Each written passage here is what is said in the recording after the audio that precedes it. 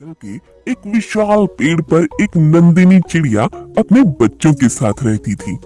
वह दिल की अच्छी थी, लेकिन थोड़ी सी आलसी थी। उसी पेड़ के नीचे एक रानी चींटी अपनी पूरी टोली के साथ बिल में रहती थी। रानी, मैं देखती हूँ तुम लोग दिन भर काम में लगे रहते हो। एक दाना पाने के बाद उसी को लेकर बिल में आ जाती हो। कुछ आराम भी कर लिया करो। नंदिनी बहन, हम लोग भविष्य के लिए खाने की व्यवस्था करते हैं। मौसम हमेशा एक सा नहीं होता।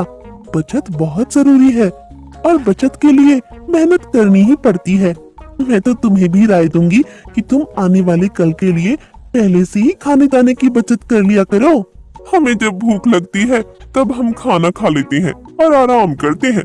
इसके बाद कल की चिंता। लो, कल मौसम बिगड़ गया और तुम्हें बाहर जाने का मौका न मिला तो खाने पीने की व्यवस्था कैसे करोगी?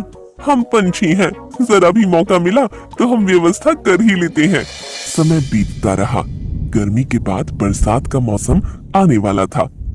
आकाश में बादल उमड़ घुमड़ कर रहे थे। रानी चींटी ने पहले से ही अपने खाने की व्यवस्था शुरू कर दी थी।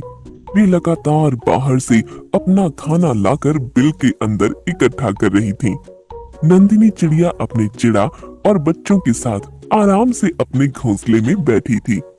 यह रानी भी हमेशा परेशानी मोल लेते रहती है। खुद आराम नहीं करती और बाकी चींटियों को भी काम पर लगाए रखती है।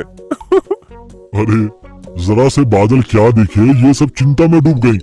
अभी 2-4 दिन बाद बादल इकट्ठे होंगे, इसके बाद शायद बरसात हो सकती है। इस बीच लंबा समय है। नंदिनी बहन, मौसम का कोई भरोसा नहीं होता। समय रहते अपनी तैयारी कर ली जाए तो उसमें बुराई ही क्या है। मैं तो कहती हूँ तुम भी अपने खाने की व्यवस्था कर लो। हाँ, 1-2 दिन के बाद विचार करूंगी। अभी 2 दिन पूरा आराम करने का इरादा है। आज करे सो कल करे, कल करे सो परसों। इतनी जल्दी क्या पड़ी है, जब जीना है बरसों। इस तरह चिड़ा ने भी नंदिनी चिड़िया का ही पूरा समर्थन कर दिया। दोनों आलस करके आराम करते रहे। बस खा लिया और खिला दिया। दाने की बचत कुछ भी नहीं की। नंदिनी चिड़िया ने मौसम के बारे में ऐसी आशा नहीं की थी। अब वह बाहर भी नहीं जा सकती थी। तेज बरसात में खाने की कोई व्यवस्था नहीं हो सकती थी। पानी बरसता ही रहा। यह बरसात तो रुकने का नाम ही नहीं ले रही है। हम भूख बर्दाश्त कर लेंगे, लेकिन बच्चों का क्या होगा? रानी सही कह रही थी। हमने आलस के वशीभूत होकर उसकी बात नहीं मानी। अब क्या किया जाए, पानी रुकने वाला नहीं है। कुछ देर के बाद नंदिनी ने देखा कि चींटियों की लंबी कतार पेड़ पर चढ़ रही है। सभी चींटियों के मुंह में दाने थे। सबसे आगे रानी चींटी चल रही थी। वह सब दाने लेकर नंदिनी के घोंसले तक पहुंच गई। सबने अपने दाने घोंसले में रखने शुरू कर दिए। चिड़ा और नंदिनी चिड़िया देखते ही रह गए। नंदिनी बहन, बच्चों को खिलाओ और आप लोग भी खाओ। आगे के लिए भी हमने पर्याप्त व्यवस्था कर दी है। समय मिलते ही बचत की व्यवस्था कर दो। हाँ रानी बहन, तुमने सही कहा था। हमें दाने और खाने की बचत करनी चाहिए थी। आज आलस के कारण मेरे पास कुछ भी नहीं रहा। यह तो तुम्हारी कृपा है जो हमें दाना नसीब हो गया। देखो बच्चे कितने प्यार से खा रहे हैं। अब मैं हमेशा समय रहते खाने की बचत करूंगी ताकि भविष्य में पछताना न पड़े। बहुत बहुत धन्यवाद। नंदिनी, हम तुम्हारे पड़ोसी हैं। पड़ोसी का साथ निभाना और उसकी मदद करना दूसरे पड़ोसी का धर्म होता है। मुझे इस बात की खुशी है कि तुम भविष्य में बचत के बारे में कदम उठाने के लिए तैयार हो गई हो। नंदिनी को रानी की बातें बहुत अच्छी लगी और उस दिन से दोनों पक्की सहेली बन गईं। एक दिन एक छिपकली पेड़ के नीचे आ गई। वह आसपास कीड़े मकोड़ों को खा रही थी। वह रानी के बिल के पास पहुंच गई। नंदिनी ने उसे देख लिया। रानी, तुम बिल से बाहर मत निकलना और दूसरों को भी आने मत देना।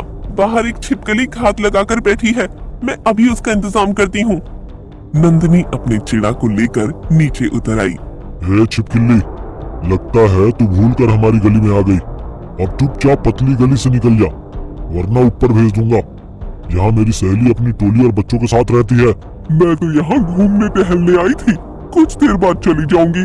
जोरों की भूख लगी है, पहले भूख मिटाऊंगी। भूख की बच्ची, भाग जा यहाँ से, वरना तेरे सर पर 100 छेद बना दूंगी। इतना कहकर चिड़ा और चिड़िया ने अपनी चोंच से छिपकली पर वार करना शुरू कर दिया। अरे बाप रे, मर गई रे। मेरे सर में सुई चुभा रही है। ये दोनों मिलकर मुझे मार ही डालेंगे। मुझे माफ करो भाई, मैं भाग रही हूँ। इतना कहकर छिपकली जो भागी कि भूल कर भी पीछे मुड़कर कभी नहीं देखा।